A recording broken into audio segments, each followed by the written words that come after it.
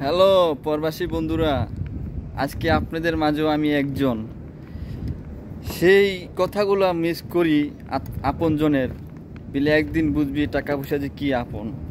একটি সময় 10 টাকার জায়গায় 20 টাকা খরচ করতাম, তখন মনে করছি এই জীবন মনে হয় এইভাবেই যাবে।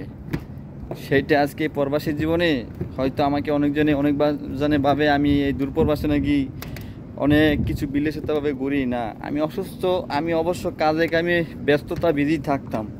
হয়তো একটি সময় খুব ভালো একটু ভিআইপি ভালোভাবে স্বাধীনতাভাবে চাকরি করতাম, বিভিন্ন কাজে ছিলাম। আর এখন আমি যেই পরিশ্রম কাজ করি, আমি একজন যে মানুষ, আমি যে সব কিছু পারি, আমি যে একজন প্রবাসী রেমিটি যোদ্ধা, আমি ইনশাল্লাহ আপনাদের মতন আমি এখন পরিশ্রমী।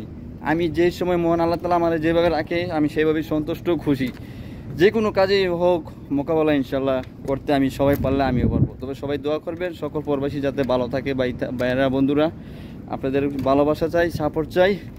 অবশ্য আপনাদের জন্য দোয়া কামনা রইল। সবাই ভালো থাকেন, সুস্থ থাকেন। খোদা হাফেজ।